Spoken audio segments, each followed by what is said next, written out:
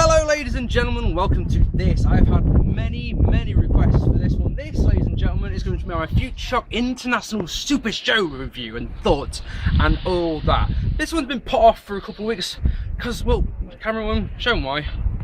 You know, more important things. I love the show, but more important things. So come on, I'm going to try and go through this. I'm going to try and go through this one as fast as I can because I've got things I should be doing, you know. So let's talk about the venue first things first. The Royal Northern College of Music in Manchester. Got there, thought this place is big, went through, you know, went to the bar, Blackthorn on tap. That's always going to make Mark P a happy boy. My favourite cider, one of my favourite ciders, on tap, happy days. And you know, we chill, we mingle, we talk to people. And you know, I'm thinking, you know, Blackthorn on tap, I'm going to get shit-faced tonight. It's my 30th birthday after all. And I get told you can't take your drink into the venue, and this bothers me something. This is literally my only gripe the whole night, I think, was that you couldn't take your drink into the venue. And that was just one of those, oh, why? I mean, I understand why. It's at the end of the day, this room that the wrestling's in is a massive concert venue. And I'm sure they don't want sticky beer all over the floor. So I can kind of see where they're coming from. But anyway, that really is honestly only major, no, it's not even a major gripe, minor gripe. So yeah, we get our seats, second row. All the seats look fantastic. I mean, they really do look fantastic. From the very top to the very bottom, all the seats look fantastic. They've really made an effort with the entranceway. They've got these lasers going off. And I'll tell you something, ladies and gentlemen, before the first match even started, this show felt big. It felt like, I mean, people were saying it felt WrestleMania-esque. I'm not going to go that far, but you could tell that this was a big show and it had a big atmosphere and there was big expectations on it. And of course, you know, someone had to go on first. Josh Bowden versus Bedlam is your first match, and you know, you got to give it to Josh. You know, all the pressure, you know, to be the opening guy is on him, and he comes out. And of course, he was fucking fantastic. This match was really good. Josh was amazing in it. He looks, you know, every bit the star that we know he's going to be. Bedlam looked vicious. His entrance is still, you know, it's dark, it's mysterious, there's smoke and all that. It creates a tension which you just don't feel with many other wrestling guys, you know. And I mean, Josh hit a really nice puncher off the top, which looked great. I think he landed on his nose though, because I think at one point he was bleeding, and I'm really sorry, but I actually can't remember what he won with, which was annoying of me. And it's one of the problems, I didn't take any notes for this show at all. This is just my thought. But the important thing was that Josh got that big win on the big stage, and I think this will do him great for the title tournament that's going to be coming up soon. Second match, 8-man tag match. Now I had a problem with this match. If you look on your screen now, you'll see what my problem is, and that is simply that I can't see. So a lot of this match, what I couldn't see, what I'm going to say is what I saw from this match I enjoyed. All right, thing is, because of the heels being there in front of us, didn't really get to see anything. And there's two big spots we remember from this match, right? They are the moonsault by Cyanide. Cyanide teased doing a moonsault. He went up to the second rope, yeah, and then there was and he got down, and then he started climbing up again, and it was and then he got up to the second rope, and he goes on to the third rope, and the whole room is going mental, like, come on, please do this fucking moonsault. Dangerous Damon Lee in the middle of the ring, he's going to get squashed. He moves out of the way, Cyanide splashes down onto the canvas, you know, boom, and it was a huge pop, massive pop, and the match winning move, which was Dangerous Damon Lee hitting the St. George's Cross on Cyanide. Now I've seen this manoeuvre done by these two 3 times now, and I swear it never ever gets old because it's such an incredible feat of strength by DDL, you know, and that was great. Really enjoyed that. Like I say, what I saw, you know, that's a match that I'm looking forward to watching back on the DVD to see if it's as good. Next up, women's title match, Jenny Shodine versus April Davids, and this was a match I was looking forward to because of the build that we saw at the last Futureshock show, you know. And these came out and they were so freaking stiff with each other, just brutal, really ridiculously brutal stuff from both women. I mean, they started off brawling on the outside with Jenny launched April into the ring post head first, you know, picking her up right around the midsection and whacking her into the post with her own head, with her head, you know, and that set the start, you know, the start of the whole match. It was brutal, it was hard hitting, there was some dives in it, there was some ridiculously hard suplexes, and then April retained the championship after Jenny had hit 2 massive bridging German suplexes. She goes for a third one, April rolls through to retain, and that was good. And then we won the final match before the interval with the Models versus Notorious BAD, and I said on my review, on my my predictions, that this was the one match I was looking forward to. I thought it was really obvious that the BAD would take the title, which of course, being a massive Models fan, was not what I wanted.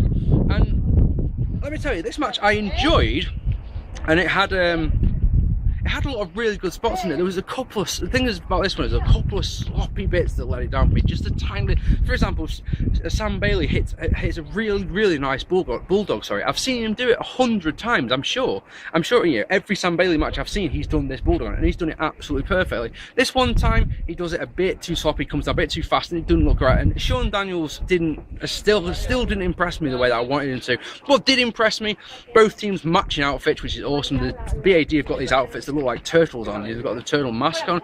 They look absolutely brilliant. That really did make me happy, you know. But yeah, I mean, models winning, that made me really chuffed. Super 3D. I mean, the thing is that the crowd, you know, crowd really into this one. And like I say, I mean, we all thought we were getting new champions when the models hit their standard 3D, sorry, on Sam. When Sam kicked out, you're like, yeah, we've got new champions for sure. And you're expecting that, like I say, a super 3D getting the win.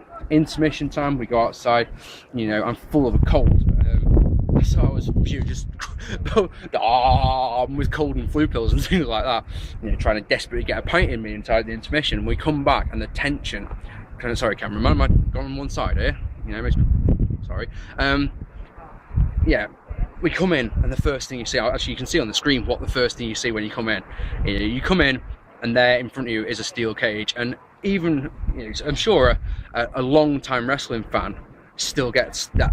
I don't know, there was a nervousness when you walk back into the room. You know, it's, oh my god, the steel cage match, you know, and the steel cage looked so impressive.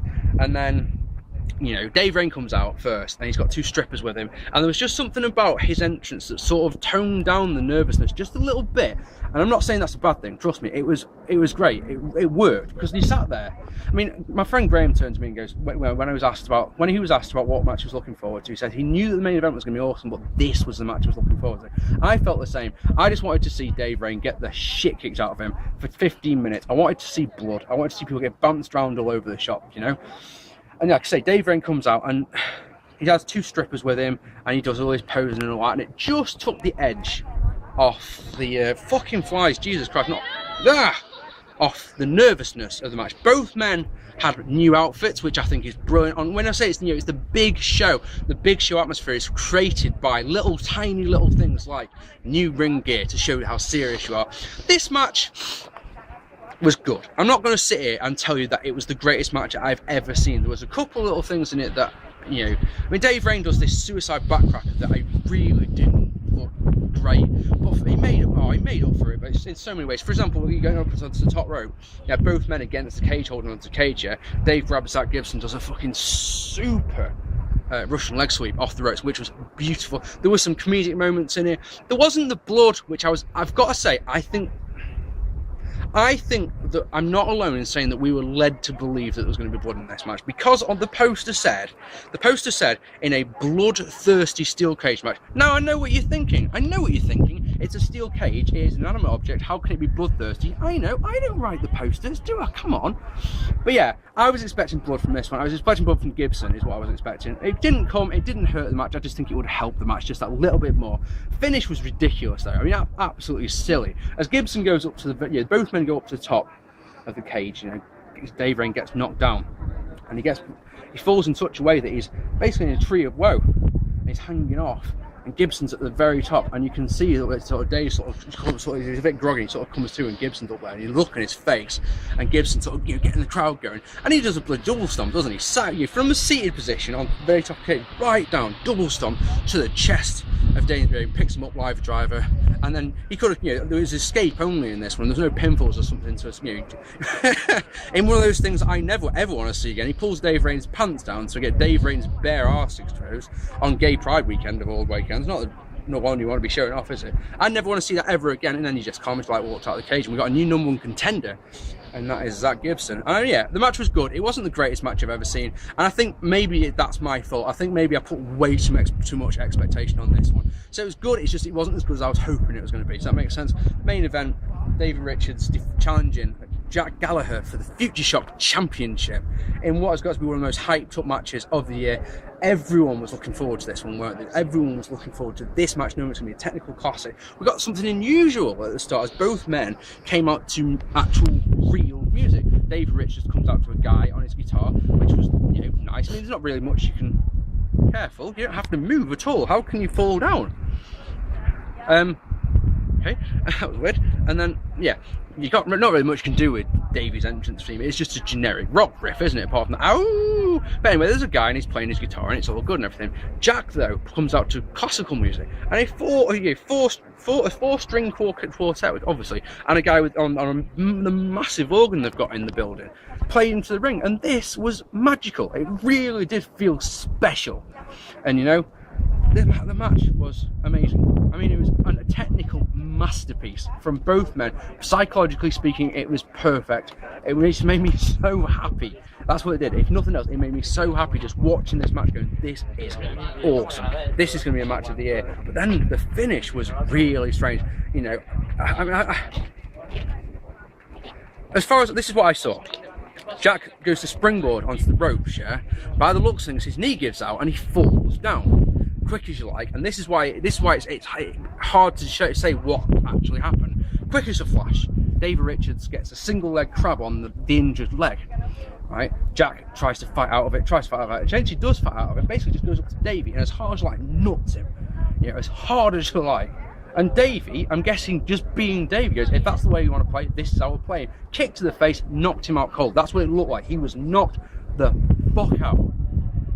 And then it all finished.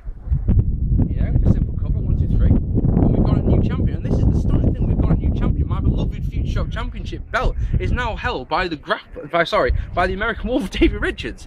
And you came away thinking, yep, I'm guessing that's not going to happen. No, I don't want to speculate what happened on the night. I don't know all the details. I don't want to come out here and say, and this is what happened, when that's not the truth, you know. But what I do know is this: we've got a new champion, man. Davey Richards that's maybe my second title change that I've seen in Futureshock, and it's fantastic, absolutely fantastic. The show, brilliant, loved it, really, really loved it. I would love it, Futureshock. If anyone from Futureshock's watching this, please play in that venue again, even if it's just once or twice a year.